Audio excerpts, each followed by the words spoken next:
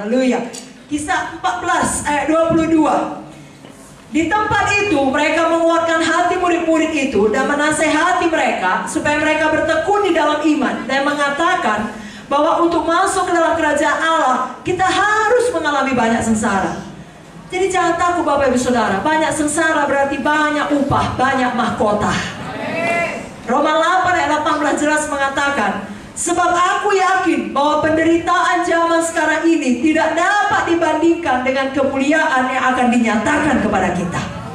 Jadi kalau anak-anak muda mendapatkan sengsara karena ikut Yesus di sekolah mereka atau di perkuliahan mereka, jangan takut, ada kemuliaan kekal yang menanti. Demikian orang tua di tempat pekerjaan saudara. Nah, kalau semua menipu, semua korupsi, saudara sendiri tidak mau korupsi berjemaah, karena itu saudara dibully, karena itu saudara dikucilkan, jangan takut, ada kemuliaan kekal yang menanti saudara. Demikian kalau saudara bersaksi menginjil, lalu saudara diludahi, saudara ditempeleng, saudara diusir, maka saudara yang dikatakan sesat, jangan takut, ada kemuliaan kekal yang menanti saudara. Kalau menyerah, nggak akan bisa dia selamat, nggak sanggup aku kalau begini menginjil. Tetap punya iman, iman yang tekun. Dalam 2 Korintus 4 ayat 17 di sini dikatakan, sebab penderitaan ringan yang sekarang ini mengerjakan bagi kami kemuliaan kekal yang melebihi segala-galanya, jauh lebih besar daripada penderitaan kami. Tahukah saudara siapa yang menulis ini? Paulus.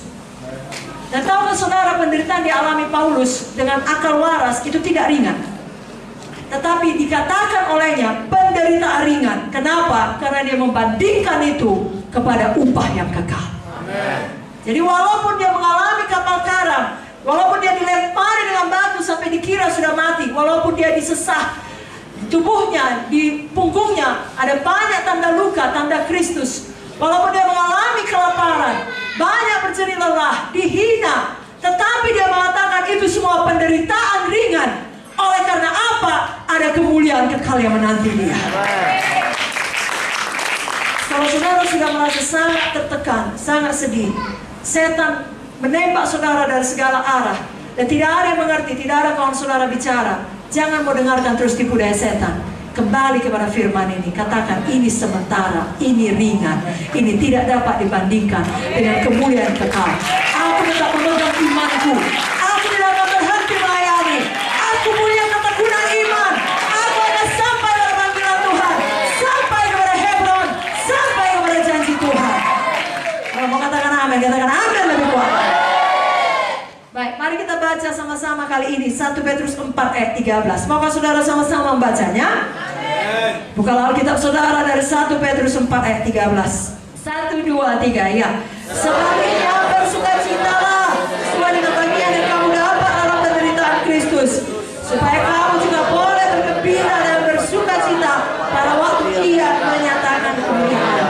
Bagaimana kita harus lakukan kalau kita dalam penderitaan karena Kristus? Bersuka. Semua katakan bersuka. Bagaimana kita lakukan kalau kita dalam penderitaan karena Kristus? Lebih kuat lagi, bagaimana?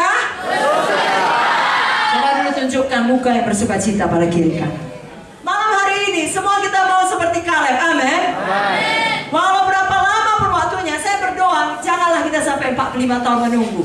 Ya, tapi kalau Kaleb pun bisa, kita pun bisa berapa lama pun. Tahukah saudara, dia yang paling tua, cuma satunya kawannya yang sama umurnya kira-kira, cuma Joshua. Lalu semua yang lainnya lebih muda dari dia, puluhan tahun lebih muda dari dia. Tapi justru dia yang paling tua ini berkata, berikan padaku Hebron. Dia tidak takut menghadapi raksasa. Dia tidak takut berperang. Dia bukan berkata dulu sudah kulakukan, sekarang harus kulakukan lagi, mulai lagi dari awal. Tidak, semangat dia berperang. Saudara juga demikian. Jangan takut menghadapi raksasa dalam hidup ini. Jangan bilang hanya orang muda yang bisa menghadapi raksasa. Tidak, orang muda ada, Daud. Orang tua pun ada, Kaleb. Dengan kata lain, tua muda siapa saja kita mengalahkan raksasa. Katakan Anda lebih kuat lagi. Dalam hidup ini akan ada banyak kesempatan untuk menyerah, untuk tidak bertekun dalam iman. Dan tiap kali kesempatan itu datang, saudara hanya perlu lakukan satu, jangan diambil. Amin saudara. Bapak Ibu Munte ini sejak memulai sidang Tuan GKI, tadi sekelumit saja sudah dikatakan memperoleh izin pun sangat sulit saudara. Tapi saudara tahu, seiring perjalanan membangun gereja kemenangan iman Indonesia ini, ada banyak kesempatan untuk berhenti. Kenapa? Karena ada banyak pengkhianatan. Ya, ada banyak sekali tantangan, baik dari sesama orang yang mengatakan dirinya anak Tuhan, ataupun dari luar lingkup orang-orang percaya, dari dalam gereja, dari luar gereja, dari mana-mana. Ada banyak pengkhianatan, ada banyak fitnah. Bapak Mute dan Ibu Mute sama-sama dengan kami mengalami peristiwa pemboman, ditembak saudaraku. Segala macam terjadi, bisa menyerah tapi tidak mau menyerah. Tetap bertekun dalam iman. Sudah segala macam dibilang tentang Bapak Mute atau Ibu Mute, tapi apa yang dilakukan oleh keduanya? Tetap tekun di dalam iman, tetap kerjakan panggilan Tuhan. Yang dilakukan Bapak Mute sampai dia pulang ke surga, itu yang dilakukan Ibu Mute sampai hari ini, dan saya percaya sampai Yesus datang, itu juga yang kita lakukan. Kalau katakan amin lebih bersemangat. Ibrani 10 ayat 38-39, kita baca lagi ayat ini sama-sama. Oke, 35 kata Ibu Munti, dari 35, 1, 2, 3, ya. Sebab itu janganlah kamu melepaskan kepercayaanmu, karena besar upaya menantinya. Sebab kamu memerlukan ketekunan, sebab bukan kehendak Allah, kamu memperoleh apa yang dijanjikan itu. Sebab sedikit, bahkan sangat sedikit waktu lagi, dan Ia yang akan datang sudah akan ada tanpa menangguhkan kedatangannya. Orangku yang benar akan hidup oleh iman, dan apabila ia mengundurkan diri, maka aku tidak berkenan kepadanya. Tapi kita bukanlah orang-orang yang mengundurkan diri dan binasa, tapi orang-orang yang percaya dan yang beroleh hidup. Mari ucapkan, saya bukan orang yang mengundurkan diri. Lebih kuat lagi, katakan kepada Tuhan, bahkan biar setan juga dengar, saudaraku. Saya bukan orang yang mengundurkan diri. Saya tidak akan binasa.